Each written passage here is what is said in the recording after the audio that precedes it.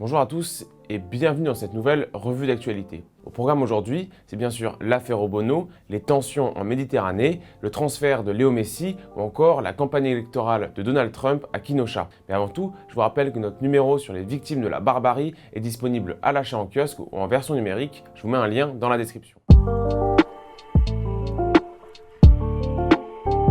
Première actu de la semaine, c'est bien sûr l'affaire Obono. Chaque semaine, pendant les vacances, Valeurs Actuelles fait paraître un roman de l'été. L'idée est de prendre un personnage contemporain et de lui faire traverser une époque connue dans une fiction satirique de plusieurs pages. On appelle ça une uchronie. Le dernier de la série de cet été portait sur Daniel Obono au temps de l'esclavage du XVIIIe siècle. L'idée était de montrer non pas l'esclavage commis par les Européens, mais celui pratiqué par les Africains eux-mêmes à cette époque. Une des illustrations de cette fiction a beaucoup choqué car elle représente Daniel Obono, la chaîne au cou. Le journal a dès lors été accusé de racisme par une grande partie de la classe politique. Pour sa défense, le journal estime avoir voulu mettre l'idéologie indigéniste face à ces contradictions, notamment en mettant en scène la traite intra-africaine, très peu connue et étudiée aujourd'hui. Dites-nous ce que vous en pensez en commentaire. L'actualité ce jeudi, c'est le procès de 14 personnes qui sont accusées d'avoir fourni une aide logistique aux frères Kouachi ainsi qu'à Amédi Koulibaly. Pour l'occasion, le journal satirique a republié les fameuses caricatures qui leur avaient coûté la mort en 2015. Mardi soir, le Pakistan a condamné la décision de republier ces caricatures. Le président du Conseil français du culte musulman a appelé le jour même à ignorer les mêmes caricatures.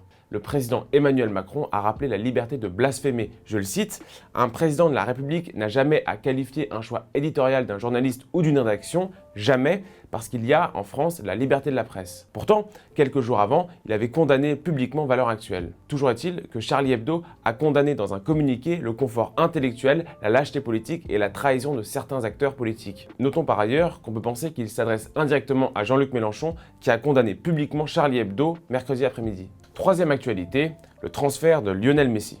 L'actualité ce jeudi, c'est aussi le départ de Lionel Messi du FC Barcelone vers un grand club européen, sans doute Manchester City.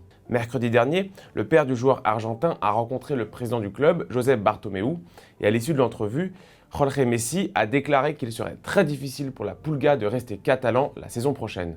La source du conflit entre le club et le joueur est la clause de libération de l'Argentin qui s'élèverait à 700 millions d'euros, somme quasi indéboursable pour un club européen. Sauf qu'en rompant unilatéralement le contrat comme ce fut le cas en début de semaine, la clause est officiellement caduque. Du côté du magazine Cadena Ser, on parle d'une offre à près de 100 millions d'euros où seraient inclus 3 joueurs dans la transaction, Bernardo Silva, Eric Garcia et Gabriel Jesus. Selon Le Monde, le départ de Messi du FC Barcelone signe l'ère de la fin des super joueurs. Cette période était caractérisée par des équipes qui faisaient tourner le jeu autour d'un seul grand joueur. Le Monde parle d'une période de désindividualisation dans le sport, où l'on s'orienterait plus vers un modèle équilibré entre collectif et individualité à l'image du Bayern de Munich ou de Liverpool. Dites-nous ce que vous en pensez en commentaire.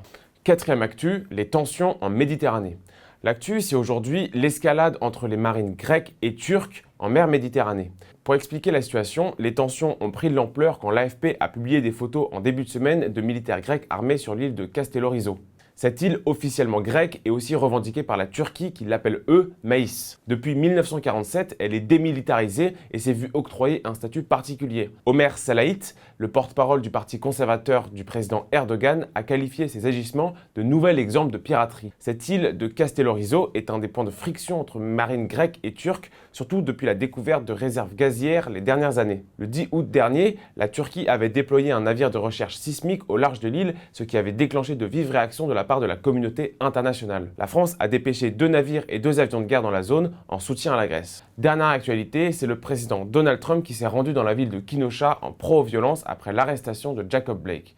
On vous en parlait dans la dernière revue d'actualité. La ville de Kenosha a été le théâtre de violences et de pillages après la violente arrestation de Jacob Blake par la police, lors de laquelle il a été criblé de balles. C'est ici que le président Donald Trump est venu pour, je cite, remercier les forces de l'ordre. Il s'est baladé dans la ville et il a assuré aux commerçants qu'il allait les aider et il a de nouveau salué le travail formidable des policiers. Trump a aussi qualifié les émeutiers de terroristes de l'intérieur. Il n'a pas manqué de souligner le rôle des démocrates d'extrême gauche qui utilisent la colère des citoyens à des fins électorales. Son opposant Joe Biden l'a accusé d'attiser les braises de la violence. On a appris que la famille de Jacob Blake a refusé de rencontrer le président des États-Unis. Au-delà des querelles partisanes, rappelons que le Wisconsin est un état crucial pour l'élection, que Trump avait déjà remporté de très peu lors de l'élection de 2016. Merci à tous d'avoir suivi cette revue d'actualité. Si vous avez aimé, n'hésitez pas à mettre un like, à partager et à commenter. Et moi, je vous dis à la semaine prochaine.